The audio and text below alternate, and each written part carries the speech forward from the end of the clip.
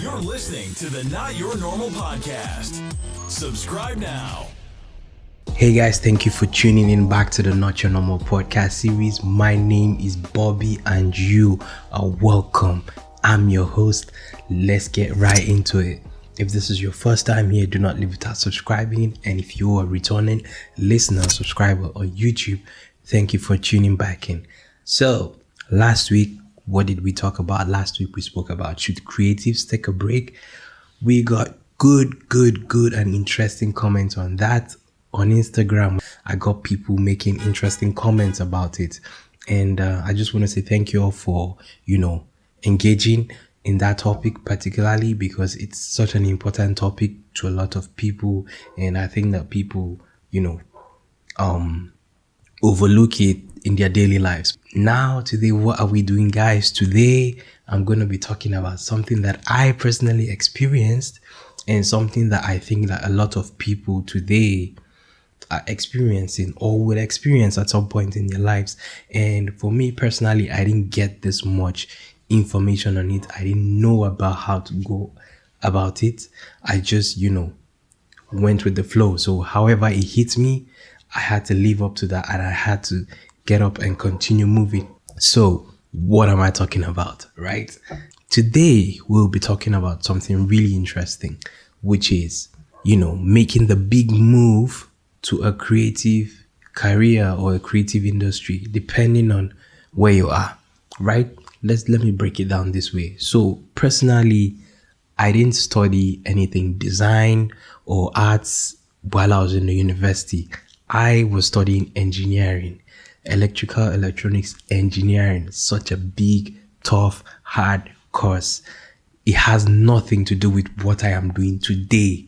And I bet you guys, how I am doing this today, I don't even know, to be honest. But I'm glad that I'm doing what I love. And so, there are a lot of people that, probably not doing what they wish or they have passion for, or you don't even know if you have passion for something yet, You could be doing engineering like me. And to be honest, when I even started doing design or video editing, I was just in my second year of engineering. And that was when things were actually starting to get tough. The courses were starting to get serious.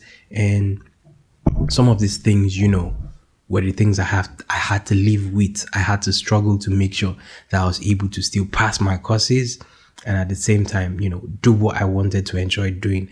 And it's really not something you can put together and say you want to balance. To be honest, it's not even that simple to try and do that. But one way or the other, I had to find a way to do it and I did it. But I didn't do it with knowledge. I didn't have the knowledge that people have today. There's so much information on the internet today. You could literally just go on the internet and Google anything and you will be able to, see things, on how to go about these things. So we had access to that, but it wasn't something that I even thought of, researching. Do you understand?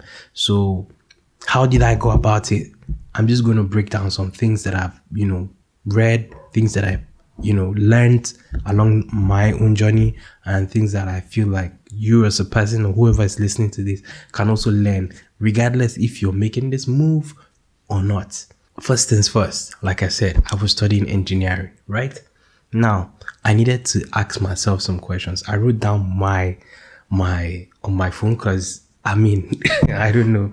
I just wrote things down, and because I wanted to just be natural with it. I didn't want to cram anything or put anything in my head. So I just wanted to, talk as it is. So, and some of the questions I had would, tackle the important question. This is one of the things that I had to ask myself because as personally for me, if you're listening to this and you're not in Nigeria, then you would probably understand what I'm about to say.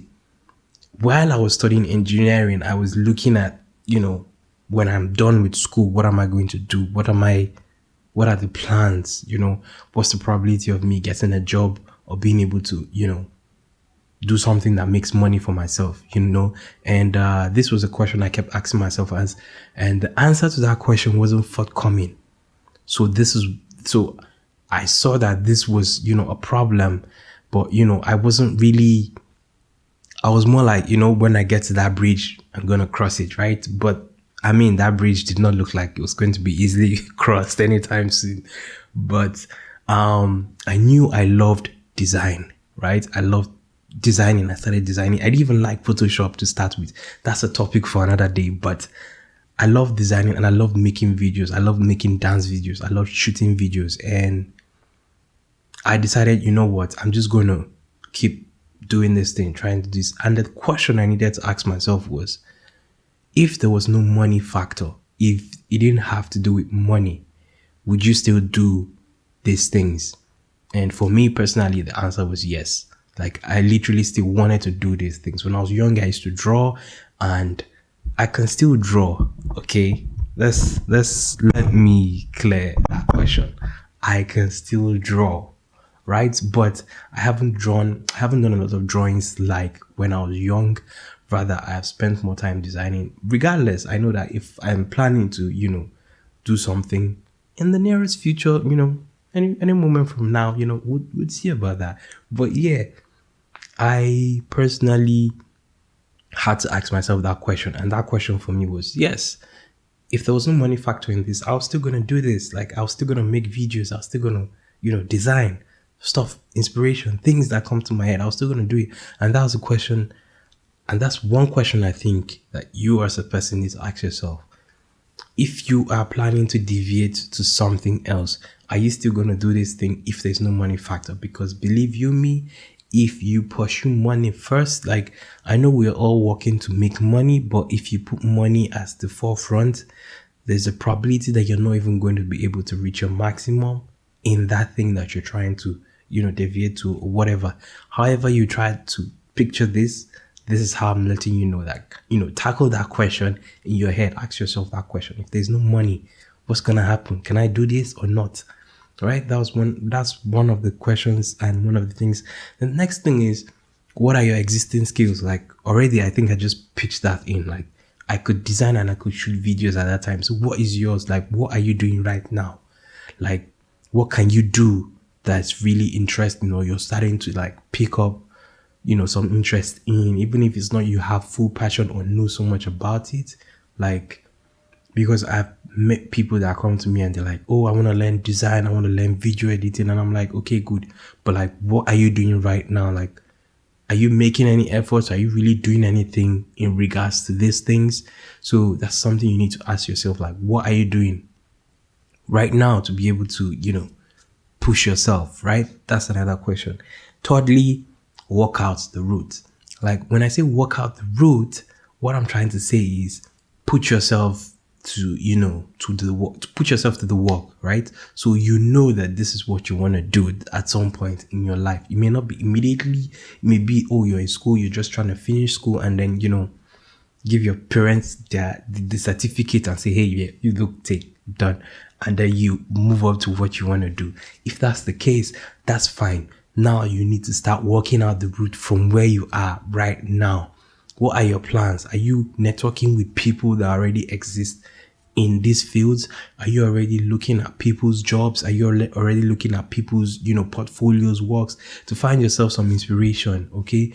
These are some of the things that, this is how you start working out the route. This is how you start putting plans together. This is how you start making things. Are you reaching out to people and be like, hey, I like your work, I wish to, learn some tips from you someday, that kind of thing. You're already pitching in and putting in some tomatoes, some ketchup here and there. You know what I mean? Now, the next thing you want to do is research courses, right? As much as you have worked out the route, those guys or the people, that's if you're reaching out to people, or, as much as you want to learn with them, they're not going to give you the basic, like, they're not going to take you, because these are people that probably are advanced and really know, they've been doing it for years, depending on who you reach out to. And they might not have the time to like tell you, oh, this is a camera. Think about it, right? So research some courses. You need to also be making in efforts for them to take you seriously. If you come to me and tell me you want to learn this, and you come later and you're like, hey, you've been taking some courses online, I'm going to take you serious. I'm going to say, oh, this guy he's really down to do this. So, okay, that's what I mean. So research some courses, I mean, these days we have tons of courses online for as low as $10, $5, and you can get good. I believe you me, you can get good courses online. For me personally, when I was learning design, I learned design with about $10. Right? I'm gonna explain how. There's this site called Shaw Academy, and they were offering a lifetime thing and they did a 99% off. And I was like, yo, I just paid. And from till date, I kid you not, till date, I have a lifetime access to every course on that website. So I've gone from just basic design to professional to advanced. And even with video, everything I've done is on that website. So things like this, you need to, take it seriously. Make this effort to like apply, put yourself to things like that. Now another thing is, you need to also start looking at how do you intend to do this? Do you intend to do this full-time or part-time? So let's say you're going into photography, right? Now, do you intend that maybe at the end of, whatever it is you're doing, if you're in school per se, and, you get a job, are you also going to do photography on the side, or are you looking to just go full-time into photography? These are the questions that will guide you and, put you through on the right path, so you do not, get done with school and sit down confused trying to figure out, oh, what the fuck do I want to do? Forgive my language, but yeah, you know what I mean. So you need to start looking at these things. Sometimes it's possible to not know if you want to do something full-time or part-time, and that's fine. But the fact that you know the question in your head, the fact that you've administered that question in your brain, it gives you already some form of guideline. So you already are thinking about it. You're already looking at, okay, full-time, part-time. If I do this full-time, so you're already, weighing your choices at the same time, just trying to make a decision along the line. It's not a one-day decision. It's not a 1 month decision. It's a decision that, as you go, right? Secondly, you need to understand that you need to endure the pain. Now, this is the part that a lot of people do not want to hear, because as much as you think videographers, graphic designers make a lot of money, we did not wake up one day to make this money. We did not wake up one day to just, charge somebody this amount and like that, credit alert. No. We did a lot of free jobs. When I say free jobs, Lord have mercy. Lord have mercy. Jesus. What? Hey. Listen, you need to endure to get to where you are going to. I'm laughing and saying this because I know what I have endured personally. I know what I have seen. Like, to be able to get to the stage where you tell people, hey, I charge this, and if they say, oh, they can't pay that, and you're like, oh, that's fine, that's my last price. If you're a Nigerian, you understand what I mean by that's my last price. That's when they're trying to negotiate, right? But you need to be able to endure that first stage of, being, you are nobody. Understand this. Whatever it is that you think that you're doing, there are 200 million other people out there that are doing the same thing that you're doing. So put that in your head and then know that you are no one. So what are you bringing to the table? That's one thing you need to ask yourself. What am I bringing to the table that people would select me over this guy, right? So that's something you need to look at. And when you start identifying that question in your head, then you are able to start enduring the process that takes you to that level. So you're not just going in. Besides, you need to have passion for this thing. Maybe I forgot to say that, but you need to have passion, which does not develop in one day. But on the onset, you need to know that, oh yeah, that's why I mentioned those things earlier. Now, endure this pain. Be humble. Just try to learn. Follow the process. Follow the experiences, because they are the things that will guide you as you grow. So understand this and build on that. Then you are able to, go out there and, put yourself out to the world. Regardless, I think you should even start putting yourself out from the onset. Meet your friends, tell people, oh, let's do this, experiment. These are things that will give you the experience you need. These are things that will guide you. When someone is like, oh, just come, just trying to help you. I see you're new. I mean, do not be in a haste to say, hey, no, I charge this. Hey, brother, that guy has probably 100 people that do the same thing that you do, and you can easily bust them off if you are messing up. It is that simple. Understand this and know peace. I've been saying this is my new slang for real. But yeah, you need to administer the fact that a lot of people do this thing that you were planning to do. So enduring the process on the initial stage. And when I say enjoying the process, I'm not saying it's going to take you 10 years. I mean, except you want it to take you 10 years. But I don't think it's going to take you 10 years. Okay. I mean, months might go by, weeks before you start picking up. And if you're a fast learner or someone that, already has it in you, it may not even take you that long, because you will just see yourself, displaying, you see yourself putting things in place the way they should be. So really, just, take your time and enjoy this whole thing. Because believe you me, when I will talk about how I went through mine on the next episode, because I'm making this a 2-part episode. And, oh, my bad, it's a 3-part episode. It's a 3-part episode. I lied. The 3rd part is going to have a guest. We already have a guest. Season 2. I told you it was going to be late. So prepare and, prepare for the next coming episodes, because you're going to want to listen to those ones. I'm not going to tell you how I did mine yet, because the experience is long and I don't think this episode is enough to contain that. So these are the things that I think that, you should follow through. Just a recap on everything to reset your brain. Tackle the important question. 1, what are your existing skills? 2, work out the roots. 3, research a course. Get professional. 4, full-time or part-time. 5, 6, endure the initial pain, right? Endure the initial pain. And lastly, just do it, man.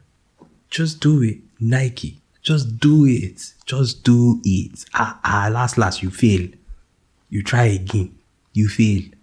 You try again. You fail. You try another one. Do you know how many times NASA must have launched a rocket and it exploded? Bro, we just landed in Mars yesterday or 2 days ago. So who are you to say failure is a problem? For real, who are you? See, besides, in this case, what's the worst that could happen? You can only build experience for yourself. That's the worst thing that can happen, literally. So for me, these are the things that I want to tell people are looking to transition from one path to a creative career. I'm particular on the creative career because that's the whole idea of the podcast. If you're trying to go from you can apply this too in other scenarios, I guess. But if you're trying to go from being a engineer to a Navy SEAL, bro, think about it well, because it ain't easy. So try and understand it. So, but yeah, this is what I'm trying to say. And thank you for being with me on this podcast. Thank you for staying tuned on another episode of this podcast. If you are a returning subscriber or a new subscriber, thank you. If you haven't subscribed, please smash that subscribe button. You know what it is. And yeah, let's keep on creating. See you in the next episode.